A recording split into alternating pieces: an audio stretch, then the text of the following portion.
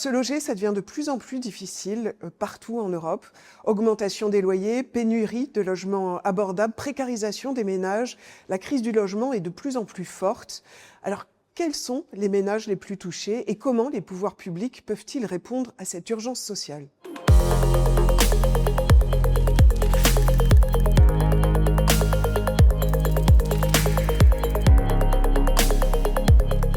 Alors, l'Union sociale pour l'habitat a souhaité avoir une après-midi sur le logement social en Europe, ici à la représentation permanente de la France à Bruxelles, parce que l'Union européenne a lancé un plan européen pour le logement abordable il y a quelques mois. Et il nous a semblé important d'avoir un débat entre Français et partenaires européens sur les enjeux du logement social, et notamment pour qu'on puisse les uns et les autres débattre de nos systèmes. Le modèle français, le modèle autrichien, le modèle espagnol, les difficultés en Allemagne, celles qu'on va retrouver au Danemark. Mais c'est aussi pour parler à nos partenaires, parce que un des enjeux pour nous, c'est qu'on comprenne mieux le modèle français du logement social, qui a 100 ans, qui a besoin d'être soutenu et garanti. Et donc, il nous semblait important de tenir cette discussion ici.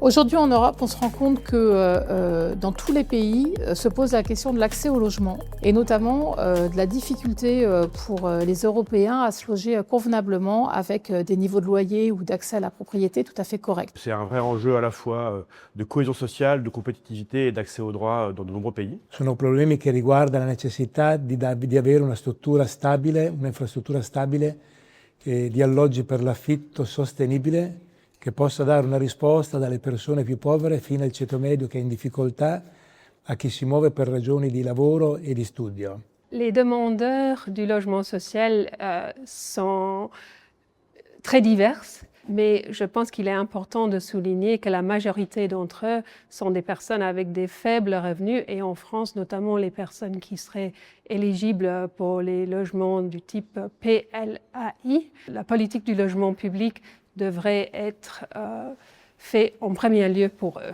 A fianco alla fornitura di un alloggio sostenibile abbiamo l'estrema necessità di accompagnare le persone in una fase di superamento delle difficoltà e delle fragilità economiche e sociali, perché siamo di fronte a dei cambiamenti demografici e sociali molto profondi, per cui non c'è solo la necessità di fornire un alloggio sostenibile, ma anche di accompagnare le persone in questa fase molto delicata a cui noi siamo davanti. Quand une société n'arrive pas à se loger, quand des jeunes ne voient pas comment ils vont pouvoir se loger et savoir où ils vont faire leurs études, où ils vont travailler, ça crée évidemment des ressentiments politiques très forts. Et nous pensons qu'il y a une réponse européenne à avoir sur ces enjeux-là.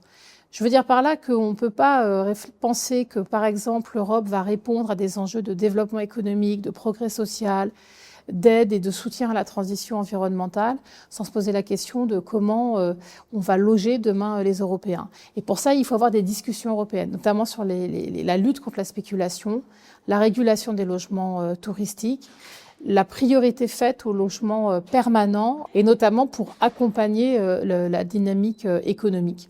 Et puis enfin, c'est un enjeu social, parce qu'en France, comme en Europe, beaucoup de personnes souffrent de pauvreté, et notamment de difficultés à se loger parce qu'ils sont pauvres, avec des loyers qui sont inaccessibles. Et il est extrêmement important qu'on apporte une réponse à ces questions sociales. Certains pays ont un stock de logement social de plus de 20% et d'autres pays moins de 2%. Donc on voit vraiment une grande variation entre les pays de l'OCDE. Le logement social est un pilier des SIG au niveau européen. Nous comptons utiliser les plans d'action qui viennent de sortir et les succès de l'USH au niveau européen comme un benchmark, un exemple pour d'autres services d'intérêt général. Ce qui vient d'être fait avec les plans logement est un exemple, même sans compétence directe, la Commission européenne, l'Europe peut avoir un pouvoir d'impulsion et c'est un pouvoir d'impulsion qu'on compte avoir dans tous les services d'intérêt général. Donc bravo USH pour ce que vous avez obtenu.